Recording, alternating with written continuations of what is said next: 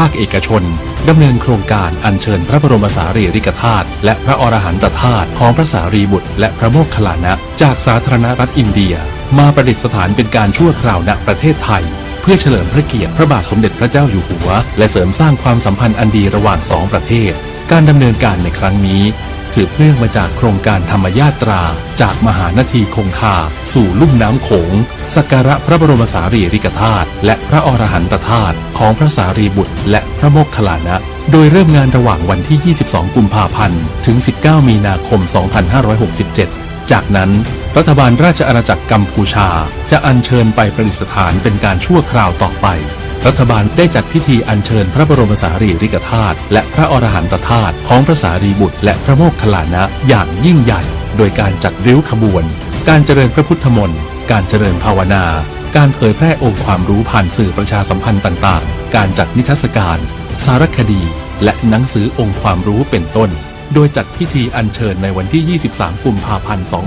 2567 ณ มณฑลพิธีท้องสนามหลวงจากนั้นอัญเชิญไปยังจังหวัดเชียงใหม่อุบลราชธานีและกระบี่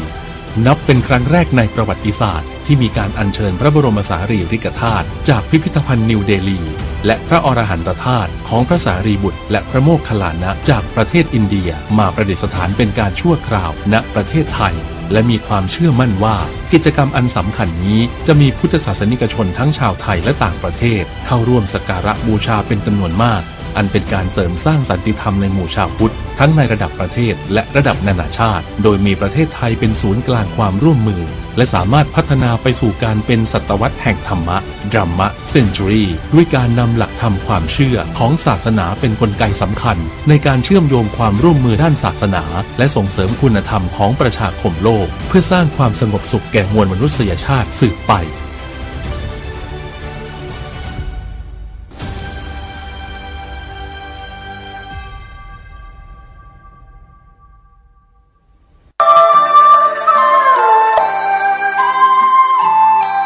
ข่าวสารเพื่อการประชาสัมพันธ์ขอเชิญชวนผู้ใจบุญใจกุศลร่วมบูรณะปฏิสังขรณ์วิหารวัดชัยสถานป่าเศร้าน้อยตำบลสันปุเรยอำเภอดอยสะเก็ดจังหวัดเชียงใหม่ปัจจุบันมีพระครูประภัชชัยคุณเป็นเจ้าอาวาสวัดชัยสถานป่าเศร้าน้อยเป็นเจ้าคณะตำบลสันปุเรยเขต 2พร้อมคณะศรัทธาภายในภายนอกร่วมกันบูรณะปฏิสังขรณ์วิหารของวัดชัยสถานป่าเศร้าน้อยกำหนดการเริ่มบูรณะตั้งแต่ 29 ธันวาคม พุทธศักราช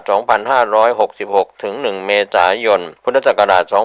2567 ขณะนี้ได้เริ่มงานบูรณะปฏิสังขรณ์วิหารบางส่วนท่านผู้สนใจที่จะร่วมบุญร่วมกุศลติดต่อสอบถามรายละเอียดที่จะเป็นเจ้าภาพและร่วมทำบุญได้ที่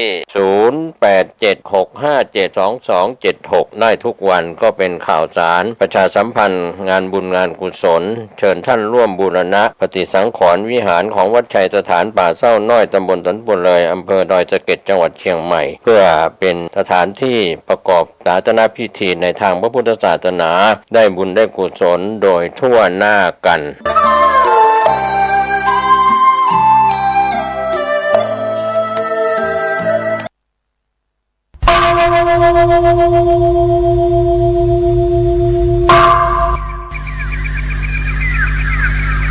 พรุ่งนี้เป็นวันพระขอเชิญลดละอบายมุขทำจิตใจให้สงบสะอาดปราศจากสิ่งเศร้าหมองทั้งปวงเข้าวัดฟังธรรมแล้วไหว้พระสวดมนต์ตามสมควร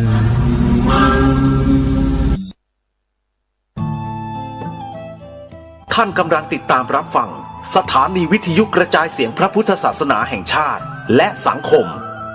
คลื่นเพื่อการศึกษาพระพุทธศาสนาและวัฒนธรรมระบบ FM 104.5 เมกะเฮิรตซ์รายการต่อไปเป็นรายการคดีโลกคดีธรรมเป็นศาสนาสำหรับชาติเราศาสนาในสมัยนี้เป็นของที่แยกจากชาติไม่ได้เป็นความจำเป็นที่เราทั้งหลายผู้เป็นไทยจะต้องมั่นคงอยู่ในศาสนาพระพุทธซึ่งเป็นศาสนาสำหรับชาติเราพระพุทธศาสนาก็ดีหรือศาสนาใดก็ดีที่ตั้งมั่นอยู่ได้ก็ด้วยความมั่นคงของผู้เลื่อมใส ตั้งใจที่จะรักษาและข้าพเจ้าพูดทั้งนี้ก็เพื่อชักชวนท่านทั้งหลายอย่างเป็นเพื่อนไทยและเพื่อนพุทธศาสนิกชนด้วยกันทั้งนั้นเพื่อความมั่นคงแห่งพระพุทธศาสนาข้าพเจ้ารู้สึกว่าได้ทำหน้าที่สมควรแก่อุปถัมภ์พระพุทธศาสนาเราจะตั้งใจรักษาศาสนาของเราด้วยชีวิต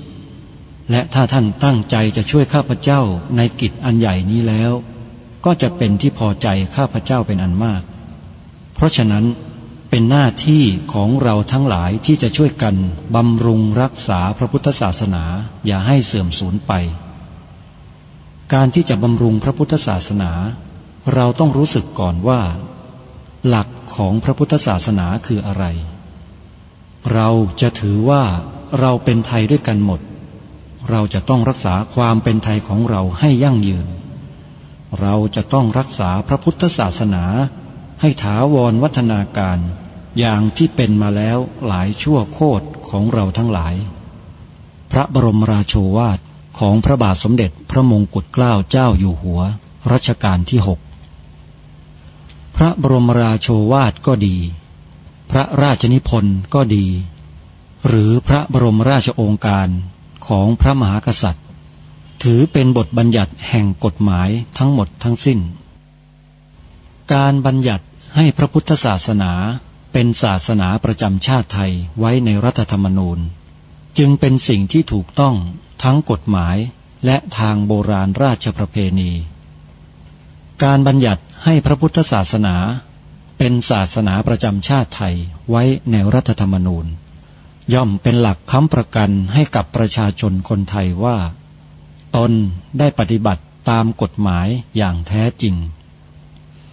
การบัญญัติให้พระพุทธศาสนาเป็นศาสนาประจำชาติไทยไว้ในรัฐธรรมนูญมิได้เป็นการลิดรอนสิทธิเสรีภาพของผู้ใดแต่เป็นการยืนยันความจริงตามกฎหมายและประวัติศาสตร์ชาติไทยการบัญญัติให้พระพุทธศาสนาเป็นศาสนาประจำชาติไทยไว้ในรัฐธรรมนูญ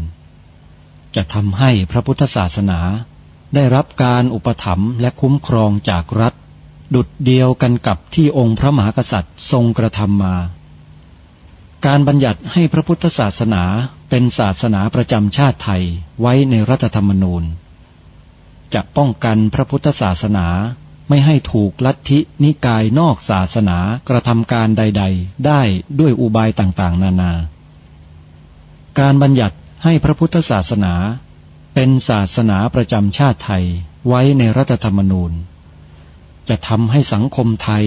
มีแต่ความสุขร่มเย็นเป็นธรรมทั้งต่อคนศาสนาอื่นและคนสัญชาติอื่นได้อย่างแท้จริงแต่ถ้าไม่บัญญัติให้พระพุทธศาสนาเป็นศาสนาประจำชาติไทยไว้ในรัฐธรรมนูญในอนาคตประเทศไทยจะต้องตกอยู่ในสถานะเดียวกันกับพื้นที่3 จังหวัดชายแดนภาคใต้อย่างแน่นอนพระบรมราโชวาทพระบาทสมเด็จพระเจ้าอยู่หัวในมหาสมาคมณพระที่นั่งอมรินทร์วินิจฉัยในพระบรมมหาราชวังโดยที่พระพุทธศาสนาเป็นศาสนาประจำชาติของเรา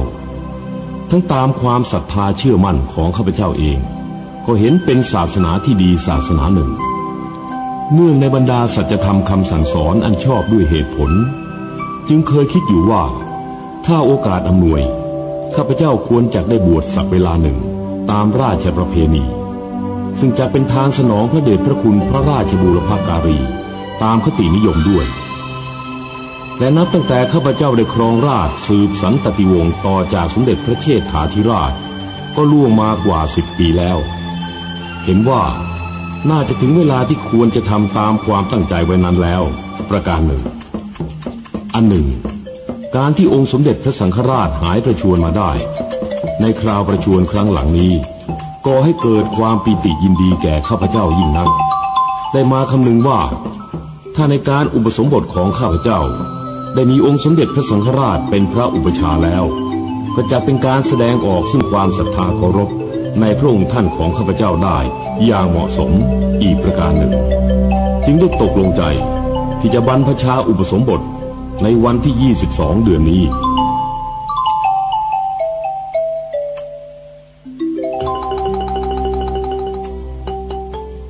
สามารถดาวน์โหลดแอปพลิเคชันที่ชื่อว่าวิทยุพุทธศาสนาทั่วไทย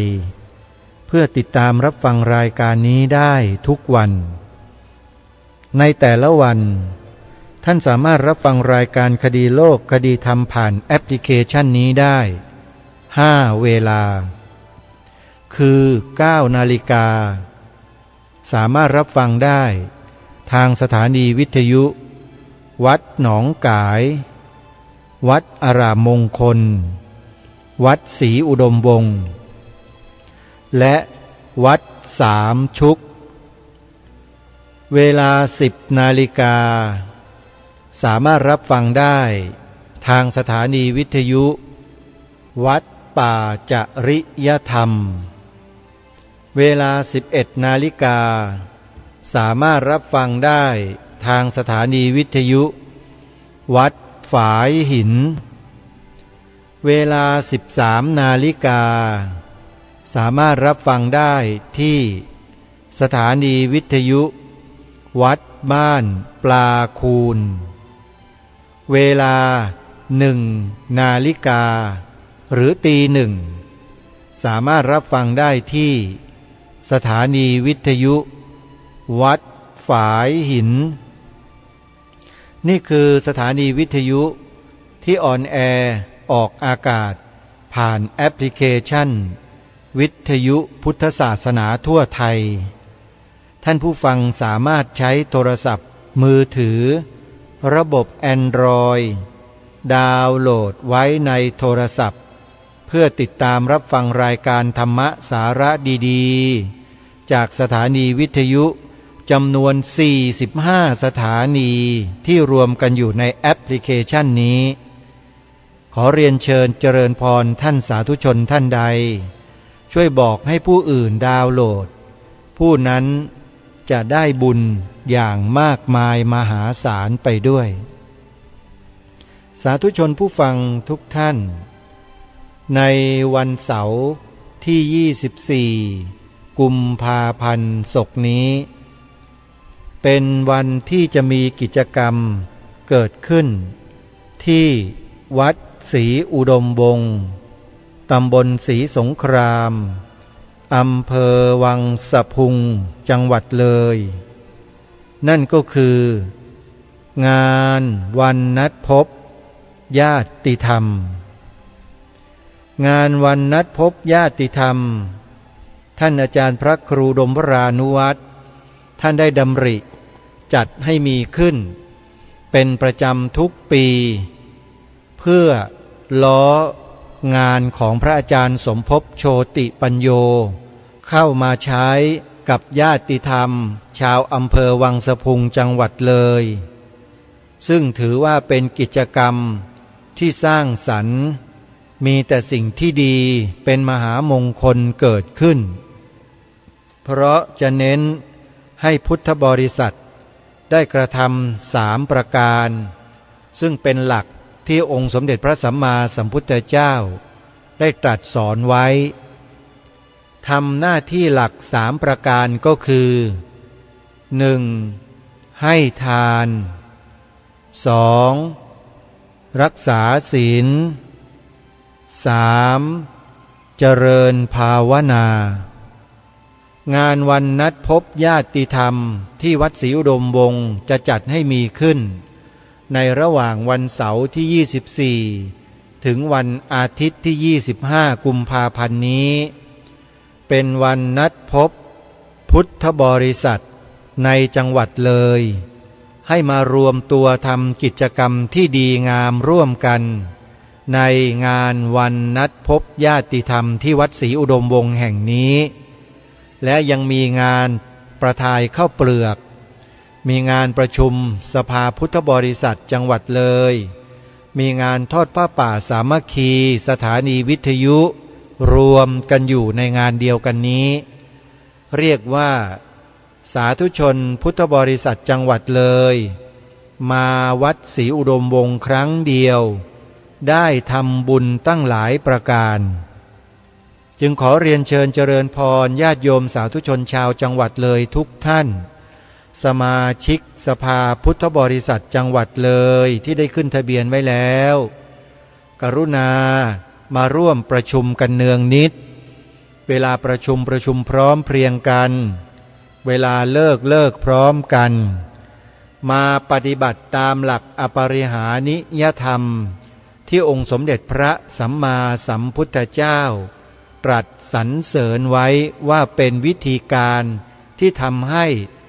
สังคมประเทศชาติเจริญมั่นคง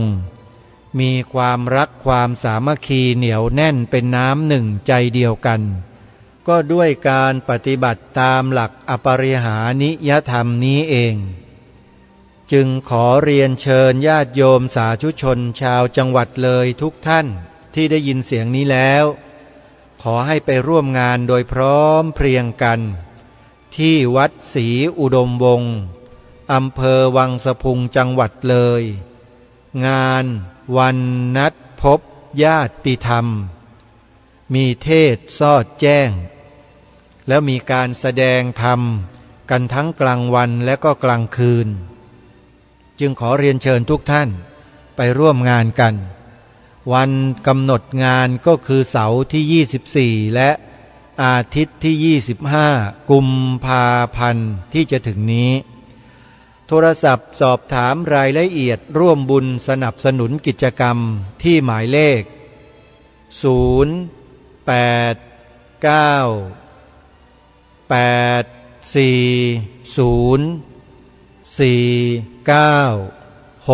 08904968โทรศัพท์สอบถามรายละเอียดเพิ่มเติมได้ทุกวัน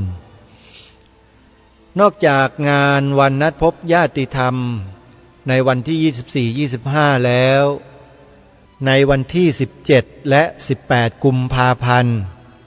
ก็จะมีงานทอดผ้าป่าสมทบกองทุนหนุนกองธรรมให้กับสถานีวิทยุที่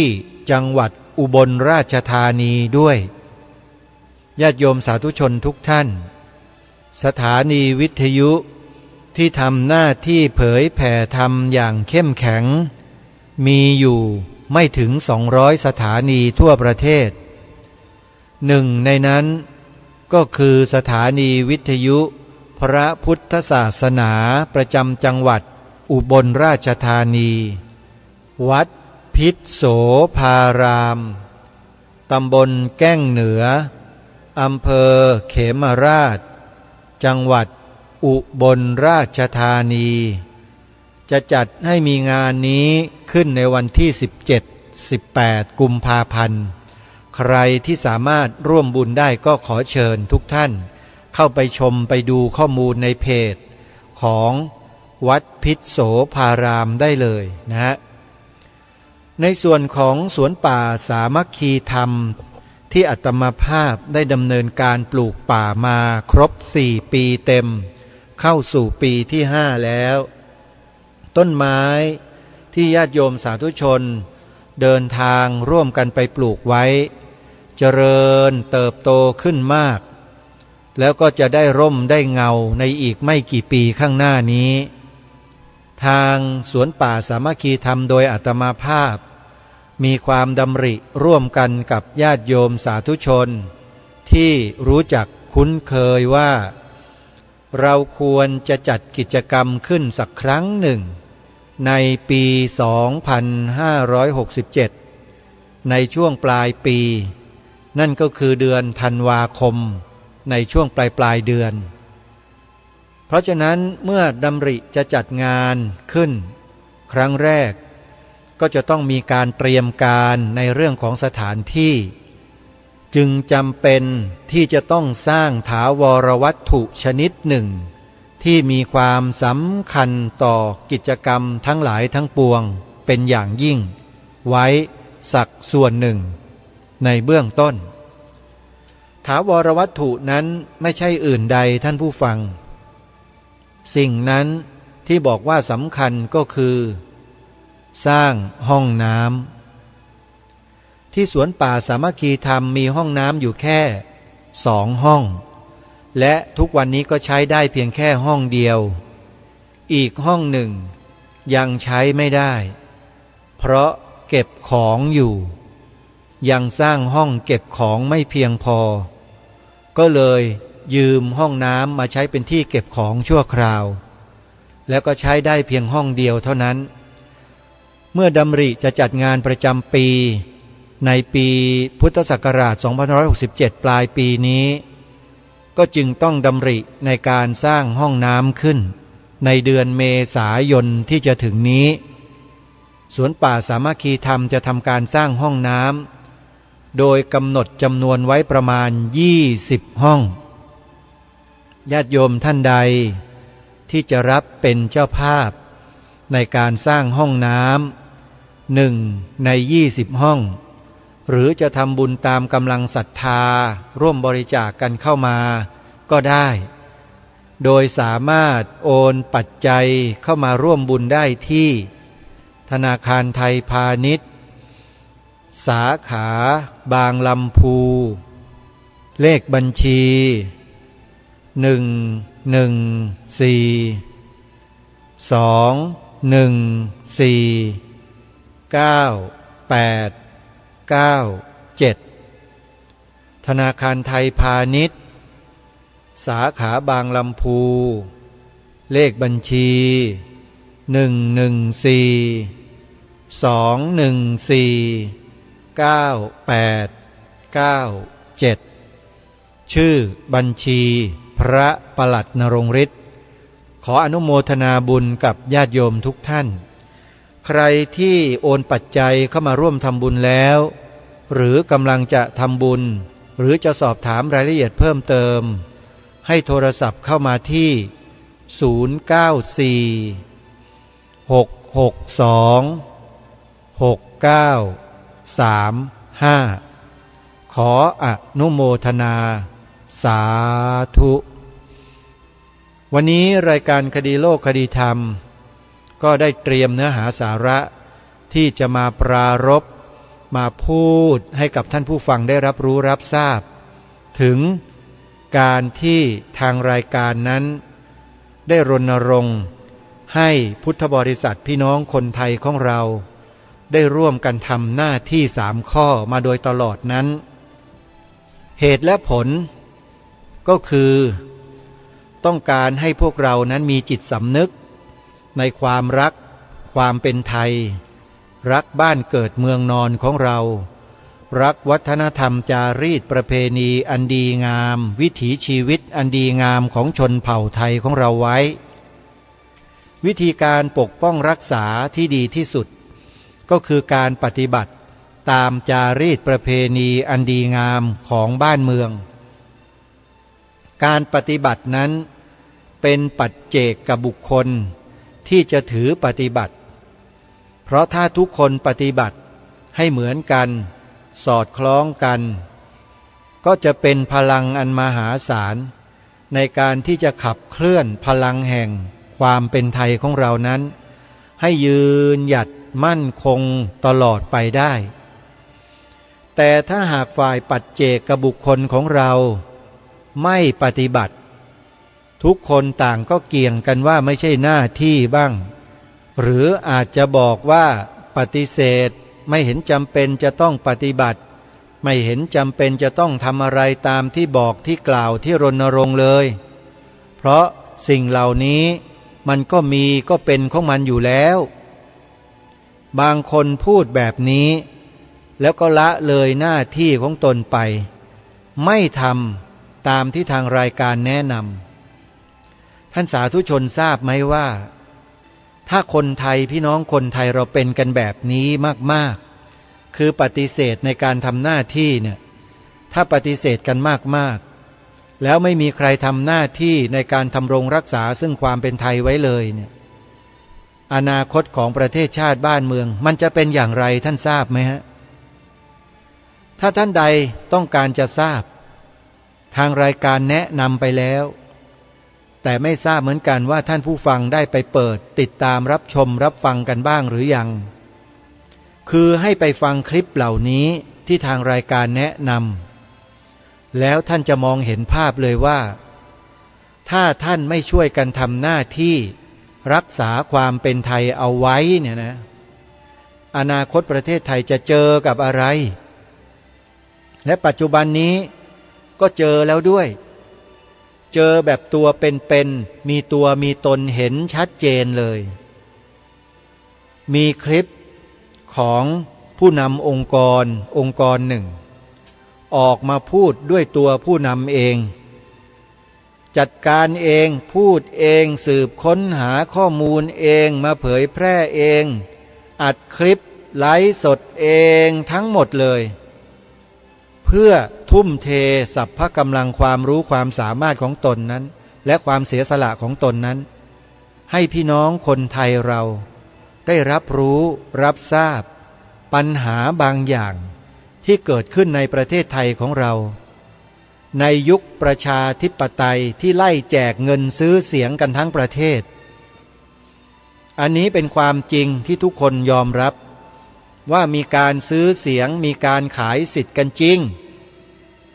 และไอ้การซื้อสิทธิ์การขายเสียงนี่แหละมันเป็นยาพิษมาทำลายรากเหง้าของวัฒนธรรม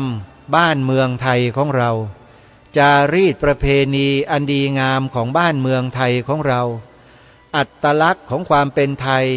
เอกลักษณ์ของความเป็นไทยแม้แต่สัญลักษณ์ของความเป็นไทยคือธงชาติไทยก็ยังถูกคนคิดจะทำลายมาหลายครั้งและบางคนก็เผาทำลายเป็นว่าเล่นอยู่แถว3 จังหวัดชายแดนภาคใต้เขาก็ทำกันอยู่เห็นอยู่แล้วใครที่บอกว่าไม่จำเป็นจะต้องทำหน้าที่เพราะมันเป็นอยู่แล้วเมื่อท่านทราบเช่นนี้แล้วว่ามีการทำลายความเป็นไทยของเราจริงแบบนี้แล้วเนี่ยท่านยังจะกล่าวเช่นนี้และปฏิเสธการทำหน้าที่ของท่านอีกไหมรายการก็ถามอยู่อย่างเนี้ยแล้วก็นำเสนอความจริงให้กับทุกท่านได้ฟังกันแล้วก็แนะนำให้เราไปดูคลิปขององค์กรบางองค์กรที่ได้ออกมานำเสนอข้อมูลความเป็นจริงหลายอย่างหลายประการที่เกิดขึ้นกับบ้านเมืองไทยของเราเพื่อศึกษาเรียนรู้แนวทางวิธีการกระทำที่เกิดขึ้นว่ามันมีแนวทางมีวิธีการเป็นการกระทำอย่างไรทำไมจึงกล่าวว่าเป็นอันตรายต่อความมั่นคงของประเทศไทยของเราหลายคนอาจจะมีข้อสงสัยว่าทำไมมันเป็นอันตรายยังไงมันเป็นอันตรายต่อความมั่นคงของประเทศเนี่ยมันไม่ใช่เรื่องเล็กๆนะเอามาพูดกันได้ยังไงอะไรเงี้ยใครอาจจะสงสัยใช่ไหมท่านจะหายสงสัยเลยถ้าท่านไปฟังคลิปนี้ใน YouTube ท่านเปิดไปฟังเลยในช่องที่ชื่อว่าสมาคมปกป้องพระพุทธศาสนาสมาคมปกป้องพระพุทธศาสนามีคลิปให้ท่านศึกษาให้ท่านได้ฟังอย่างมากมายและผู้ที่นำมาเปิดเผยเนี่ยเขาท้าทายเลยว่าถ้าสิ่งที่เขานำมาพูดนั้นผิดก็เอาผิดทางกฎหมายได้เลยแต่คลิปที่เขาทำออกเผยแพร่มาเนี่ยมีจำนวนถึง800 กว่าคลิปแล้วโยมยังไม่เห็นเกิดเป็นปัญหาอะไรขึ้นมาเลยนั่นก็หมายความว่าสิ่งที่เขากล่าวเขาแสดงเขาพูดมาโดยตลอด800 กว่าคลิปเนี่ยเป็นความจริงใช่หรือไม่เมื่อเป็นความจริงจึงไม่มีใครกล้าที่จะไปฟ้องเอาผิดเขาเพราะเขาพูดความจริงและเป็นสิ่งที่ถูกต้องด้วยเหตุนี้เองทางรายการจึงแนะนำเชิญชวนพี่น้องของเราผู้ฟังรายการคดีโลกคดีธรรมเนี่ยอย่าฟังแต่รายการนี้เท่านั้นแต่ควรไปแสวงหาความรู้ข้อมูลที่เกี่ยวข้องอื่นๆเพิ่มเติมมากให้ยิ่งขึ้นแล้วทางรายการก็แนะนำให้เข้าไปฟังไปดูกันตลอดมาอย่างเมื่อสักครู่ที่แนะนำไปใน YouTube ช่องสมาคมปกป้องพระพุทธศาสนาเนี่ยไปดูเลยฮะ ท่านไม่ต้องไปนั่งอ่านนั่งค้นคว้าที่ไหนเพราะผู้นำองค์กรนี้คือนายกสมาคมนี้เนี่ยเขาทำการสืบค้นมาเป็นอย่างดีหมดแล้วเขาก็นำมาเผยแพร่มาบอกกับพี่น้องคนไทยเราให้เห็นว่าประเทศไทยกำลังเกิดอะไรขึ้นประเทศไทยกำลังถูกกระทำอย่างไรความเป็นไทยของเรากำลังถูกบ่อนแซะอย่างไรเขาบอกหมดเลยรายการนี้มีหน้าที่แนะนำให้ท่านทั้งหลายไปติดตามรับชมรับฟังเท่านั้นไม่สามารถนำมาพูดเองได้ทั้งหมดนี่คือหนึ่งตัวอย่างที่ทางรายการแนะนำให้ท่านผู้ฟังเข้าไปติดตามรับชมรับฟังกันคลิปที่สองหรือเว็บไซต์ที่สองมีชื่อว่า www. สุรสีหะ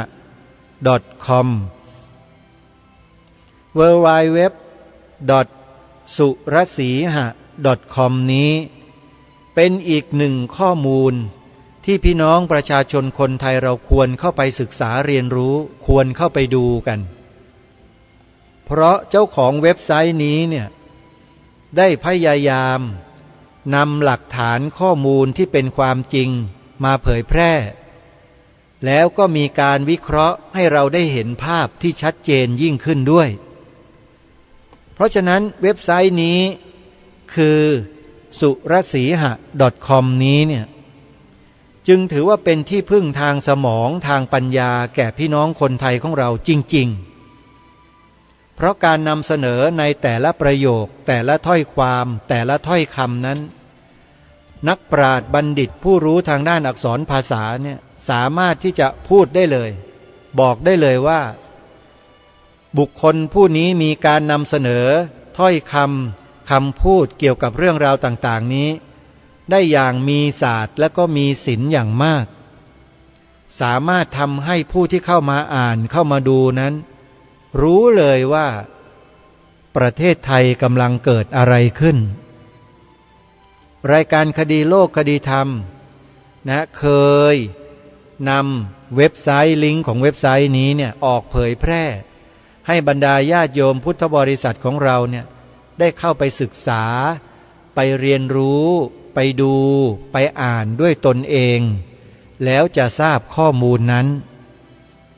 นี่คือสิ่งที่ทางรายการทำได้ทันทีก็คือแนะนำให้พวกเราเข้าไปดูไปชมกันอย่างเว็บไซต์ของสุรสีหะ .com นี้เนี่ยนะเขาทำมาเป็นระยะเวลากว่า15 ปีแล้วโยมกว่า15 ปีแล้วข้อมูลนั้นก็ยังคงใช้ของเดิมไม่มีการเปลี่ยนแปลงด้วยกล่าวมาเมื่อ10 กว่าปีที่แล้วอย่างไรปัจจุบันก็กล่าวมาอย่างนั้นเพราะเจ้าของเว็บไซต์นี้เขามีข้อมูลจริงๆข้อมูลเด็ดๆทั้งนั้นเลยใครที่มีความรักความหวงแหนชาติศาสนาพระมหากษัตริย์ควรรีบเข้ามาศึกษาเรียนรู้มาดูข้อมูลเหล่านี้กันแล้วท่านจะเข้าใจเลยว่าทำไมผู้ดำเนินรายการคดีโลกคดีธรรมจึงมารณรงค์ให้พูดคำว่าพระพุทธศาสนาเป็นศาสนาประจำชาติไทยของเราหรือให้แปลความหมายสีขาวในธงไตรรงค์ว่าสีขาวในธงชาติไทยหมายถึงพระพุทธศาสนาเท่านั้นท่านจะเข้าใจในข้อนี้เลยถ้าท่านไปอ่านไปดูไปศึกษาคลิปใน YouTube ก็ดีหรือเว็บไซต์สุรสีหะ .com ก็ดีท่านจะหายสงสัยด้วยตัวของท่านเองโดยที่ไม่ต้องมีใครมาบอกมาอธิบายให้ทราบเลยเพราะข้อมูลในเว็บไซต์เหล่านี้เปิดโปงแบบโล่งแจ้งเลยเปลือยแบบล่อนจ้อนเห็นหมดเลยโยมนี่คือสิ่งที่ทางรายการแนะนำให้ไปดูกันไอ้ที่บอกว่าเปลือยล่อนจ้อนโล่งโจ้งนั้นไม่ใช่แก้ผ้านะโยมหมายถึงข้อมูลทางเอกสารหลักฐานต่างๆได้ถูกนำมาตีแผ่ มาเปิดเผยให้เราได้เห็นอย่างชัดเจนและพร้อมให้กับเราตัดสินใจกันด้วยว่าเราจะใช้ชีวิตเดินไปแบบที่เราเคยเป็นอยู่มานี้เท่านั้นหรือเราจะก้าวออกมาแล้วเดินไปข้างหน้าเพื่อปกป้องรักษาความเป็นประเทศไทยของเราคือส่วนรวมเนี่ยเอาไว้ด้วยกันมันถามตัวเองกันบ่อยๆว่าชีวิตเรานั้นเกิดมาเนี่ยเพื่ออะไรกันเพื่อกินเพื่อนอนหลับเพื่อสืบพันธุ์เพื่อหนีภัยแค่นั้นหรือมีไว้ใช้อยู่แค่สัญชาตญาณ4 ข้อนี้เท่านั้นเองหรือเปล่าแล้วสิ่งที่มนุษย์สามารถทำได้ดีกว่านั้นมีอีกไหมโอ้โหมีเพียบเลยใช่ไหมโยมนี่ไงฮะนี่แหละคือสิ่งที่ทางรายการเป็นห่วงที่สุดคือคนไทยเราไม่ทำหน้าที่แล้วก็ละเลยแล้วก็บอกว่าไม่ใช่หน้าที่บ้างแล้วก็บอกว่าบางทีก็บอกว่าไม่จำเป็นไม่เห็นจะต้องมารณรงค์มากล่าวมาพูดอะไรเลยบ้านเมืองเราก็มีพระพุทธศาสนาเป็นศาสนาประจำชาติอยู่ในใจอยู่แล้วโยมไอ้คนที่บอกว่ามีเป็นอยู่ในใจอยู่แล้วเนี่ยไอ้พวกเนี้ยพวกคือศัตรูตัวฉกาจของพวกเราคนไทยเลยเชียวแหละไอ้พวกที่พูดแบบเนี้ยนะโยมจำไว้เชียวนะไอ้ที่บอกว่าไม่ต้องไปเขียนไม่ต้องไปบัญญัติไม่ต้องไปพูดไม่ต้องไปกล่าวไม่ต้องไปท่องไม่ต้องไปจำอะไรทั้งนั้นเพราะประเทศไทยเราก็เป็นอย่างนั้นอยู่แล้วไม่เห็นจะต้องมารณรงค์อะไรเลยคนที่พูดอย่างเนี้ยเป็นคนที่อันตรายมากจำคำพูดอาตมาไว้นะโยมคนที่พูดแบบเนี้ยที่ปฏิเสธการทำหน้าที่ตามที่รายการคดีโลกคดีธรรมแนะนำเนี่ยเป็นคนอันตรายนะอันตรายยังไงไปฟังใน YouTube ไปติดตามอ่านศึกษาข้อมูลในสุรสีหะ .com คำตอบจะอยู่ตรงนั้นท่านนี่แหละคือสิ่งที่ทางรายการย้ำมาโดยตลอดเพื่อต้องการให้เรานั้นตื่นรู้กับสถานการณ์ที่มันกำลังเป็นไปเข้มข้นขึ้นมากขึ้นหนักขึ้นถึงขนาดว่านำเอาพวกคฤหัสถ์หัวดำเนี่ยไปนั่งทำพิธีเทียบกับพระสงฆ์ในงานพิธีของส่วนราชการในประเทศไทยเอาไปนั่งเทียบทำเหมือนกันกับพระเลยนั่งเท่ากันกับพระเลยไปดูในเว็บไซต์ของสุรสีหะ .com สิท่านจะเห็นชัดเจนว่าเขาเล่นอะไรกันกับประเทศนี้บ้านนี้เมืองนี้เขาทำอะไรกันพวกผู้หลักผู้ใหญ่ในบ้านในเมืองเนี่ยหูหนวกตาบอดกันอยู่หรืออย่างไรก็ไม่ทราบทำไมถึงไม่รู้สึกรู้สากับเหตุการณ์ที่เกิดขึ้นนี้เอาเสียเลยทำไมจึงปล่อยปละละเลยกันได้อย่างสนิทนิ่งเงียบกันได้ถึงขนาดนี้นี่คือประเทศไทยนะท่านลืมแล้วหรือว่านี่คือประเทศไทยหลายคนตอบว่าใช่นี่คือประเทศไทยแล้วไงประเทศไทยมีสัญลักษณ์ของความเป็นไทยสัญลักษณ์เอกลักษณ์อัตลักษณ์ของความเป็นไทยมีอยู่แล้วเราเคยเห็นความสำคัญของอัตลักษณ์ของความเป็นประเทศไทยเราหรือเปล่าว่าคืออะไรรู้จักดีไหมว่าสิ่งนั้นมีความสำคัญต่อประเทศไทยของเราอย่างไรเปล่าไม่รู้เรื่องไม่ได้สนใจเลยถึงได้แสดงออกอย่างที่กล่าวมานี้เองเพราะไม่มีความรู้ในเรื่องเหล่านี้เลยรายการนี้จึงได้ออกมารณรงค์ให้พวกเราได้ตอกย้ำความรู้สึกนึกคิดของเราด้วยวจีกรรมผ่านการกระทำด้วยคำพูดด้วยวจีกรรมของเราให้กล่าวคำว่าพระพุทธศาสนาเป็นศาสนาประจำชาติไทยของเราและให้แปลสีขาวในธงชาติไทยให้เหมือนกันว่า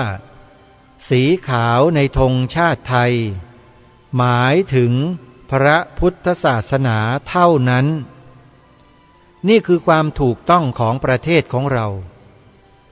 เราได้อัญเชิญบทพระราชนิพนธ์ความหมายธงไตรรงค์ของล้นเกล้ารัชกาลที่ 6มาตีความออกเป็นประโยคให้พวกเราได้กล่าวให้เหมือนกันทั้งประเทศเมื่อสักครู่นี้คือสีขาวในธงชาติไทยหมายถึงพระพุทธศาสนาเท่านั้นเพื่อยืนยันความถูกต้องในข้อนี้แก่คนไทยที่อยู่ในประเทศไทยด้วยกันนี่แหละเพราะเราต้องการให้คนไทยยอมรับความเป็นไทยของตัวเองถ้าใครไม่ยอมรับความเป็นไทยของตัวเองนั่นก็หมายความว่าคนคนนั้นไม่ใช่คนไทยแล้วล่ะน่าจะเป็นคนต่างชาติต่างศาสนาที่ปลอมตัวเข้ามาเป็นคนไทยคนพวกนี้จึงไม่สามารถจะเชื่อถือได้เลยจะให้ทำการทำงานอะไรที่สำคัญเนี่ยคนเหล่านี้ทำไม่ได้เป็นอันตรายต่อความมั่นคงของประเทศชาติบ้านเมืองไทยของเราอย่างยิ่งนี่คือสิ่งที่สำคัญที่สุดที่ทางรายการย้ำมาโดยตลอดย้ำแล้วย้ำอีกย้ำแล้วย้ำอีกเพื่อหวังจะให้พวกเราคนไทยนั้นได้มีจิตสำนึกในการปกป้องรักษาคุ้มครองความเป็นไทยของเราสาธุชนผู้ฟังทุกท่านความเป็นไทยของเรานั้นเราก็วิ่งไปหากันไปตามนักวิชาการปัญญาอ่อนที่ไปบลูรี่ประวัติศาสตร์ชาติไทยของเราอยู่ทุกวันพวกนักวิชาการปัญญาอ่อนมีอยู่ในประเทศไทยเราเนี่ยพูดเรื่องเกี่ยวกับประวัติศาสตร์บิดเบือนไปทางโน้นบิดเบือนไปทางนี้กล่าวว่าอย่างนั้นกล่าวว่าอย่างนี้บลูรี่ความเป็นไทยของเราคนคนนี้อาตมามั่นใจว่าไม่ใช่คนไทยหรอกแต่เป็นสัญชาติไหนเชื้อชาติไหนก็ไม่ทราบคือมาอยู่มาหามากินมานอนอยู่บนประเทศไทยบนผืนแผ่นดินไทยแต่ไร้ประโยชน์แถมยังมาทำลายความเป็นไทยของเราอีกด้วยคนประเภทนี้จะเรียกเป็นประเภทอื่นไม่ได้เลยนอกจากเป็นคนอกตัญญูเท่านั้นโยมแล้วคนอกตัญญูแบบเนี้ยเราควรจะไปเชื่อถือไปนับถือไหมล่ะ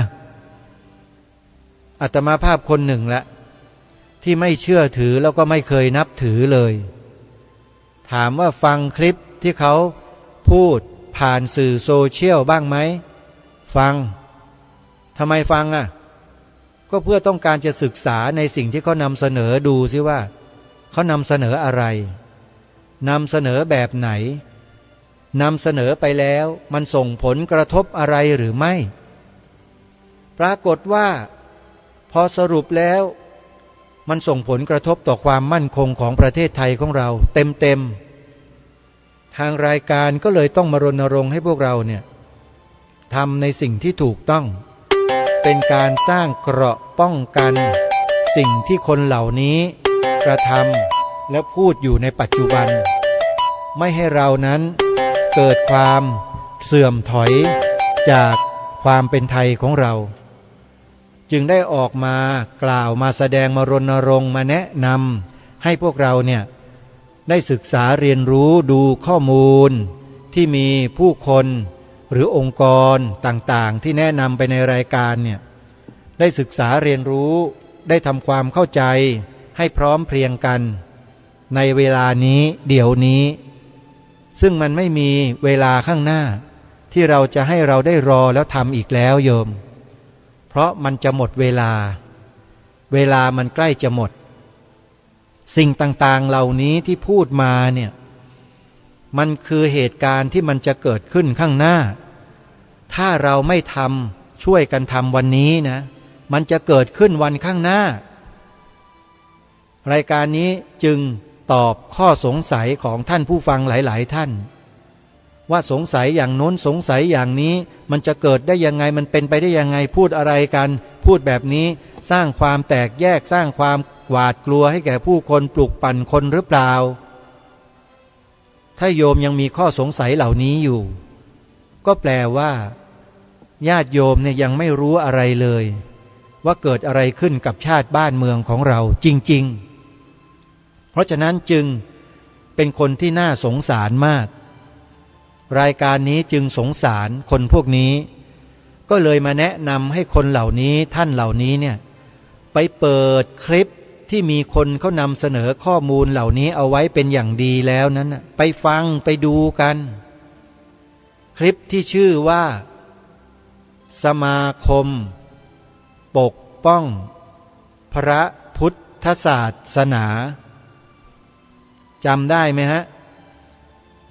คลิปที่มีชื่อว่าสมาคมปกป้องพระพุทธศาสนาเป็นคลิปที่เขาอัปโหลดไว้ใน YouTube 800 กว่าคลิปแล้วโยม800 กว่าคลิปแต่ละคลิปมีความหมายทั้งนั้นเลย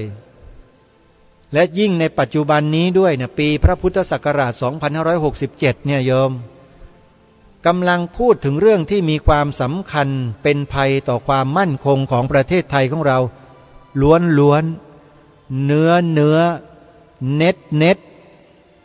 ถ้าท่านไม่เข้าไปฟังไม่ไปดูเนี่ยก็น่าเสียดายมากว่าชาตินี้เกิดมาเป็นมนุษย์เกิดมาเป็นคนไทยแล้วมีคนเข้ามาบอกแล้วกล่าวแล้วว่ามีอันตรายนะประเทศไทยเราตอนนี้แล้วก็บอกให้ไปดูให้ไปฟังให้ไปอ่านกันพวกเราก็ยังเฉยอยู่น่าเสียดายชีวิตนี้เหลือเกินที่เมื่อเกิดมาแล้วไม่ยอมนำเอาชีวิตของตนเองมาทำประโยชน์ให้เต็มศักยภาพของความเป็นมนุษย์โดยเฉพาะทำประโยชน์เพื่อส่วนรวมอันนี้แหละเป็นสิ่งที่ทางรายการถือนักถือหนาว่าประโยชน์ส่วนรวมนั้นต้องมาก่อนประโยชน์ส่วนตนจึงได้ออกมารณรงค์ให้เรามาทำประโยชน์เพื่อส่วนรวมกันตามที่ได้นำเสนอมาคือทำหน้าที่3 ข้อท่านสาธุชนทุกท่านหวังว่านะฮะการกล่าวการพูดในวันนี้เนี่ยจะเป็นการกระตุ้นให้พวกเราพี่น้องประชาชนคนไทยของเราเนี่ยเกิดความสำนึกขึ้นมานิดหนึ่งก็ยังดีอย่างน้อยก็เป็นเชื้อบ่มเพาะเอาไว้สะกิดใจเอาไว้บ้างถึงแม้ว่าจะยังไม่เชื่อเต็มร้อยก็ไม่เป็นไรอย่างน้อยก็ให้ต่อมสำนึกมันเกิดการสั่นไหวในจิตในใจบ้างก็ถือว่ายังดีกว่าที่มันไม่สั่นไหวเลยนะถ้าเกิดต่อมสำนึกของใครเนี่ยฟังรายการคดีโลกคดีธรรมนอกจากไม่สั่นไหวแล้วนิ่งเหมือนตายแล้วเนี่ยนะไอ้ต่อมสำนึกเนี่ยนะแล้วยังมาด่าว่ารายการนี้อีกเนี่ยท่านผู้ฟังก็ลองคิดดูแล้วกันว่าถ้าคนประเภทนี้มีมากๆในประเทศไทยนี่ประเทศไทยเราจะเป็นอย่างไรรายการนี้จึงมารณรงค์ว่าอย่าให้มีคนเช่นนี้เกิดขึ้นอีกแล้วก็จะเพิ่มจำนวนคนที่มีความกตัญญูกตเวทีต่อแผ่นดินเกิดเนี่ยให้มากขึ้นไปเรื่อยๆรายการนี้จึงทำหน้าที่แบบนี้โดยไม่เบื่อไม่หน่ายเลยเพราะเชื่อว่าผลอันเลิศจะเกิดขึ้นกับประเทศไทยแน่นอนถ้าพวกเราช่วยกันนะขอย้ำอีกครั้งหนึ่งว่าเราต้องช่วยกันเพื่อประโยชน์ส่วนรวมของบ้านเมืองของเราด้วยกันนะโยมนะวันนี้เวลาของรายการหมดท่านผู้ฟังต้องขอสมมุติยุติรายการไว้แต่เพียงเท่านี้พบกับรายการได้ใหม่ในวันต่อไปขอความสุขความสวัสดีในธรรมแห่งองค์สมเด็จพระบรมศาสดาสัมมาสัมพุทธเจ้าจงปรากฏเกิดมีขึ้นในจิตใจของท่านผู้ฟังทุกท่านทุกคน